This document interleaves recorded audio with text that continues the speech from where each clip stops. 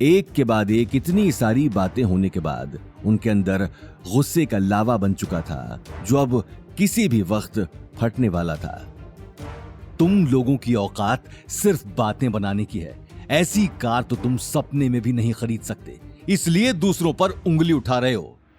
आसपास खड़े लोगों को भी गौतम की बात पर यकीन नहीं हो रहा था। इसकी यही वजह थी कि गौतम को सभी निठल्ला ही समझते थे और वो सिर्फ करणवीर की कामयाबी पर उंगली उठा रहा था। लेकिन गौतम ये बात बर्दाश्त नहीं कर पा रहा था। मुझसे उलझने की कोशिश मत करना बच्चे, मैं तुम्हें कहां भेजूंगा ये तुम सोच भी नहीं सकते। करणवीर की ये धमकी सुनकर गौतम खामोश होकर पीछे हट गया। उसी वक्त गायत्री देवी ने आगे आकर कहा, शनाया बेटा छोड़ो, इस फालतू आदमी की बातों पर ध्यान मत दो, इससे तो वैसे भी कुछ काम नहीं है। तुम जाओ गाड़ी चला कर देखो, आखिर तुम्हारे चाचा इतने प्यार से लेकर आए हैं। ये बात सुनते ही शनाया कार के अंदर जाकर बैठ गई। वो आज से पहले 2 करोड़ की स्पोर्ट्स कार में नहीं बैठी थी।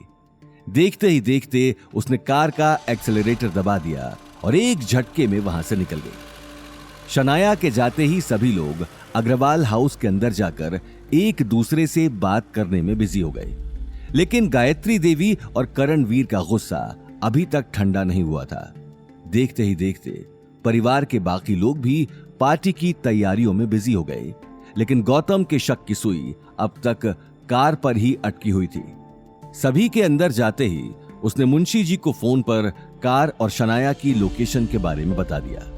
वहीं दूसरी तरफ शनाया कार ड्राइव करते हुए हाईवे तक पहुंच चुकी थी।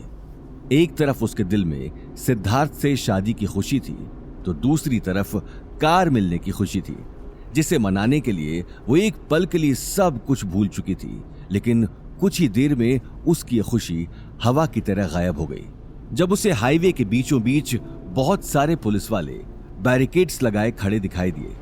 उन पुलिस वालों को देखते ही शनाया ने अपनी कार साइड में लगा दी। शनाया गुस्से में इंस्पेक्टर से बोली, व्हाट द हेल, मुझे क्यों रोका? हम लोग चोरी की कार्स ढूंढ रहे हैं, जिन्हें दूसरी सिटी से चोरी करके जोधपुर में मॉडिफाई किया जा रहा है। मुझे शक है कि आपकी कार उनमें से एक है, इसलिए आपसे पूछताछ करनी है मैडम। शनाया चिढ़ते हुए बोली, क्या ऑफिसर, आपको शायद कोई गलत फहमी हुई है। ये कार तो मुझे मेरे चाचा ने वेडिंग गिफ्ट दी है, ये चोरी की कैसे? अच्छा, तो फिर तो हमें आपके चाचा से मिलना पड़ेगा। हवलदार, मैडम को गाड़ी में बैठाओ और इनकी कार को पुलिस स्टेशन पहुंचा देना।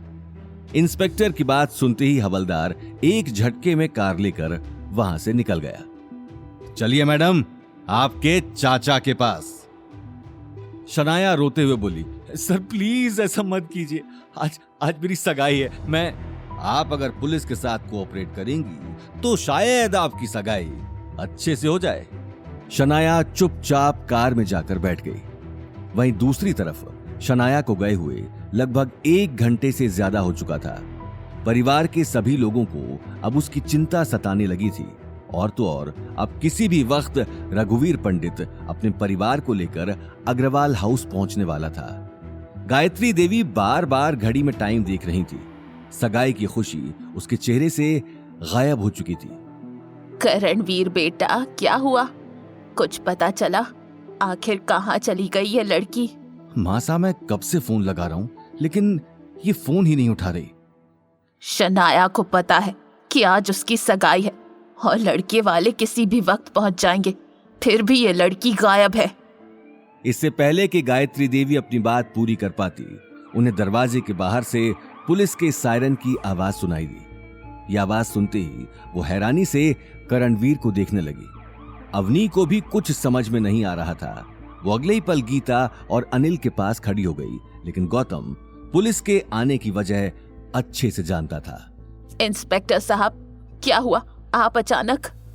गायत्री देवी अपनी बात अधूरी छोड़कर शनाया को देखने लगी, जिसके चारों तरफ पुलिस वाले खड़े थे। करणवीर अग्रवाल कौन है तुम लोगों में से? ये सुनते ही गायत्री देवी हैरानी से करणवीर को देखने लगी। करणवीर, ये सब क्या है? ये पुलिस वाले तुम्हारे? आगे की कहानी जानने के लिए देखिए अगला एपिसोड सिर्फ पॉकेट एफएम के यूट्यूब चैनल पर और रॉयल वारिस के सारे एपिसोड्स को सुनने के लिए डिस्क्रिप्शन में दी लिंक से डाउनलोड करें पॉकेट एफएम ऐप।